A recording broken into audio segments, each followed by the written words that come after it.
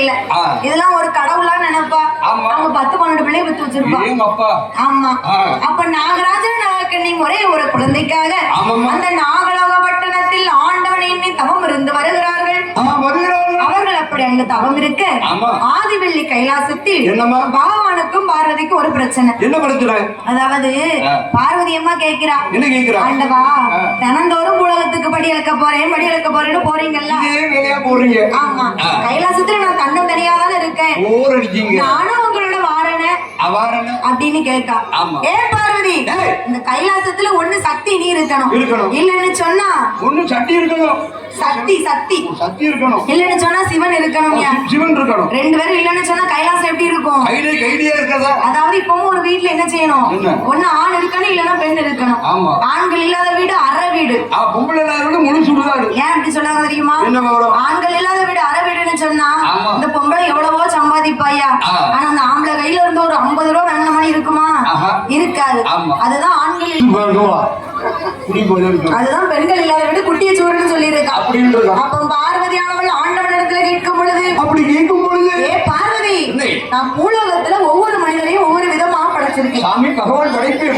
எப்படி தெரியுமா?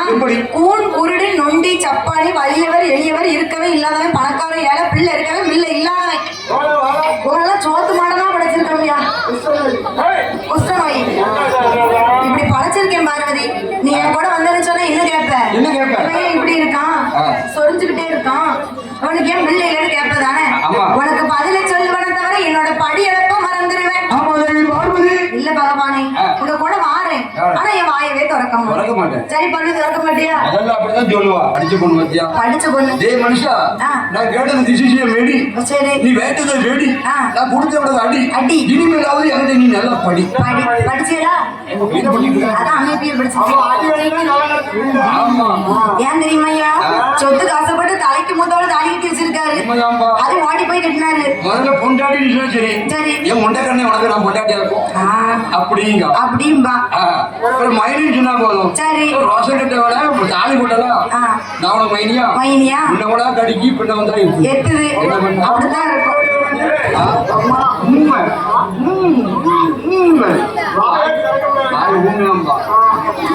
இருக்கும்.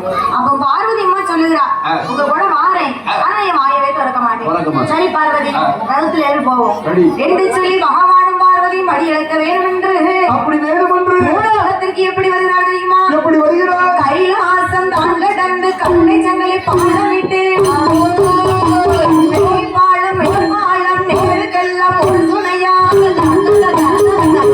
நாட்டு கலர் விட்டு ஏற போக பந்தேனமா, போதராசன் நாடு விட்டு பொன்னறிய பந்தேனமா, படி இழக்க வேண்டும்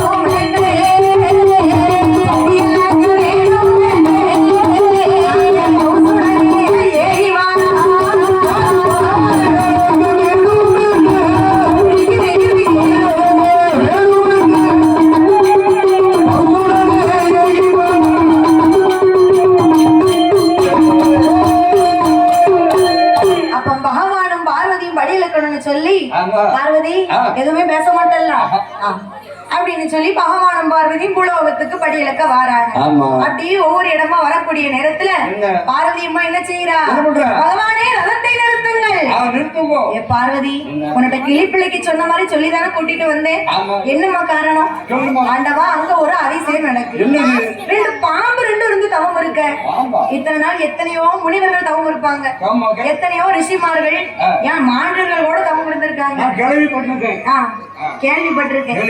ஆனா அங்க ரெண்டு பாம்பு தவம் இருந்து கொண்டிருக்கிறது. என் பார்வதி, அங்க தவம் இருக்காங்கன்னு தெரிஞ்சு நான் சும்மா தானே போறேன், என் பின்னால வர வேண்டியதுதானே? ஆமா. இல்ல பகவானே, அவங்க ரெண்டு பேரும் எதற்காக தவம் இருக்காங்க தெரிஞ்சே ஆகணும். அம்மா பார்வதி, இந்த நாகலோகத்தை ஆட்சி செய்யும் அவர் தான் நாகராஜர் நாகக்கண்ணி. ஒரு பிள்ளைக்காக தவம் இருக்காரு. அப்ப ஆண்டவன் ஒரு பிள்ளை தானே கொடுத்தா என்னன்னு சொல்லி பார்வதியமா கேட்கிறான். கிடையாது இல்ல, கத்திரிக்காய்னு சொன்னா கடையில வாங்கிடலாம், மாங்காய்னு சொன்னா தோப்புல களவாடி கொடுத்துடலாம்.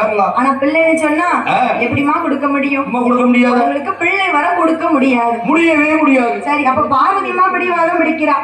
பிள்ளை வரம் கொடுத்தா தான் அந்த இடத்தை விட்டு வரவேன் என்று சொல்லுவார். அப்படி என்று சொல்றார். சரி பார்வதி, பிள்ளை வரணும்னு சொன்னா அவங்களோட ஏட்டின் பிரகாரம் படி பார்க்கணும். சாரத்தை பார்க்க வேண்டும். இப்ப உங்களுக்கு பிள்ளை வரம் உண்டானு இல்லையான்னு கேட்கணும்னா ஏட்டின் பிரகாரம் படி தான் பார்க்கணும். நான் ஜோதியை விட்டு போய் சாதம் பார்க்க போனேன். சரி, பிள்ளை இல்லைன்னு சொன்னேன்.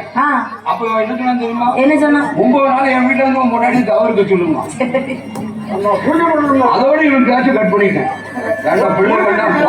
நல்லா இருந்தா சரி தம்பியா.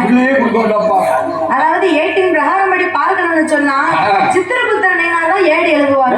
இந்த உலகத்துல எல்லார் தலையெழுத்தும் அவர்கிட்ட தான் இருக்கு. இப்ப என்ன செய்வோம், பிறகு என்ன செய்வோம், நம்ம நினைப்போம் 4 சவுத்துக்குள்ள நடக்குன்னு சொல்லி எல்லாத்தையும் அவர் எழுதி வச்சிருப்பாருயா. பார்த்து நடந்துக்கிறோம். அப்ப பார்த்தார் ஆண்டவன். அவர் நம்பர்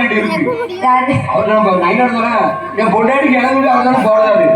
அந்த கைலாசத்துல இருக்காருப்பா சித்திரகுப்தன் நயினார். ஆமா.